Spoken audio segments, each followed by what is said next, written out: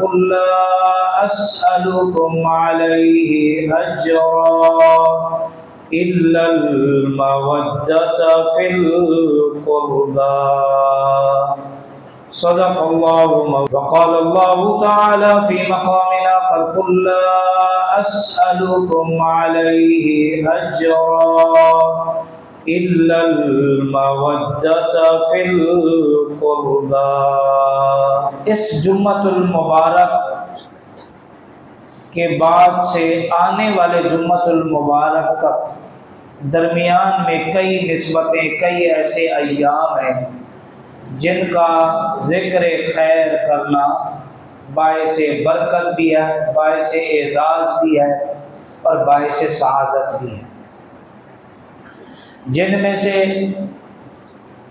آج 16واں روزہ ہے، کل 17 رمضان المبارک ہے، تو 17 رمضان المبارک میں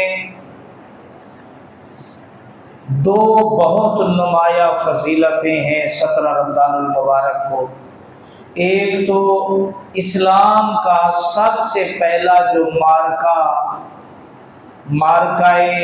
حق و باطل، جسے قرآن پاک نے یوم الفرقان سے یاد فرمایا ہے، یعنی غزوہ بدر، وہ 17 رمضان المبارک کو ہو۔ اور دوسری نسبت یہ ہے کہ حضور نبی رحمت صلی اللہ علیہ وسلم کی پیاری زوجائے محترمہ، مومنوں کی پیاری ماں اما عائشہ صدیقہ رضی اللہ تعالی عنہا کا بھی 17 رمضان المبارک کو یوم وصال ہے۔ 17 رمضان المبارک کو اما عائشہ صدیقہ، مومنوں کی سچی ماں، سچے باپ کی سچی بیٹی، سچے نبی کی سچی زوجہ اما عائشہ صدیقہ رضی اللہ تعالی عنہ، یہ مومنوں کی روحانی ماں ہے۔ یہ وہ ماں ہے جس کی عظمت اور جس کی ذات گرامی پر تہمت لگائی گئی، بہتان باندھا گیا۔ اللہ پاک نے قرآن پاک کے اندر 18 آیات مومنوں کی ماں کے پاک دامنی کے حق میں نازل فرمایا۔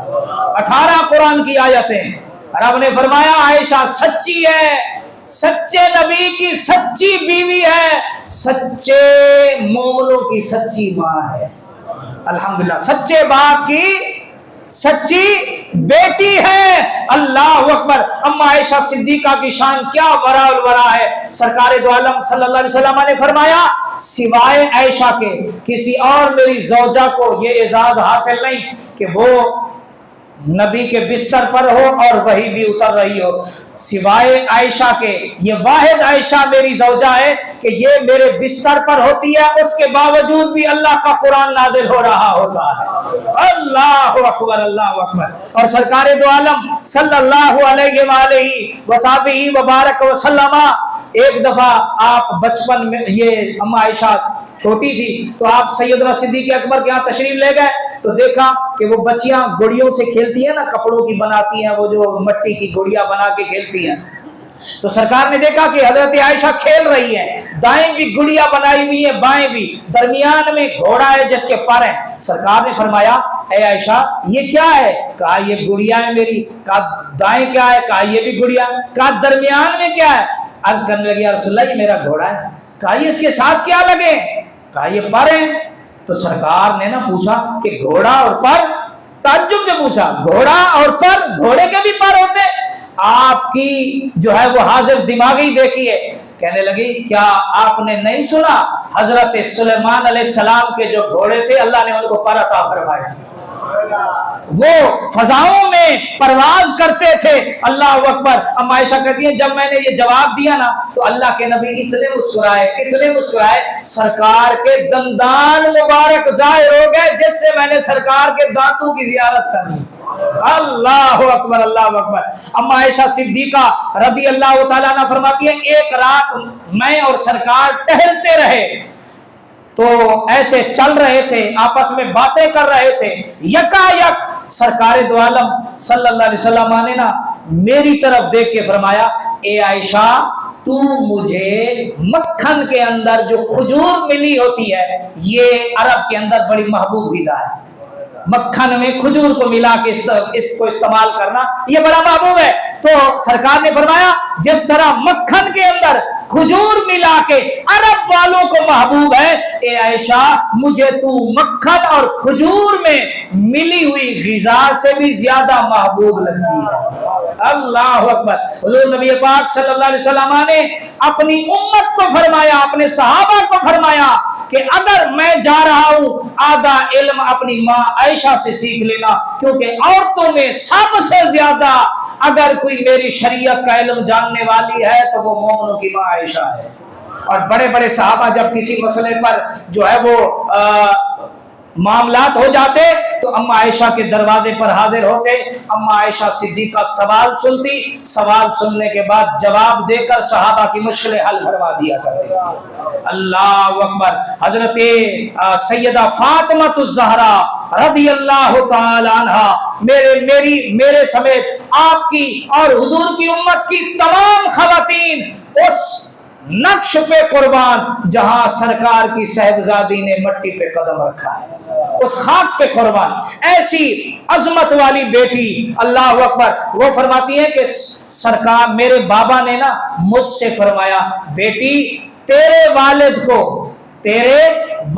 کو عائشہ سب سے زیادہ محبوب ہے، تیرے والد کو عائشہ سے بڑی محبت ہے۔ اور حضرت عائشہ رضی اللہ تعالی عنہ فرماتی ہیں کہ جب ان سے پوچھا گیا کہ اللہ کے نبی کو مردوں میں سب سے پیارا کون تھا، وہ کہنے لگی کہ حضرت ابو بکر۔ پھر پوچھا گیا کہ عورتوں میں، کہا ابو بکر کی بیٹی حضرت عائشہ صدیقہ رضی اللہ تعالی عنہ۔ تو اس ماں کے بھی امت پہ بڑے احسان ہیں۔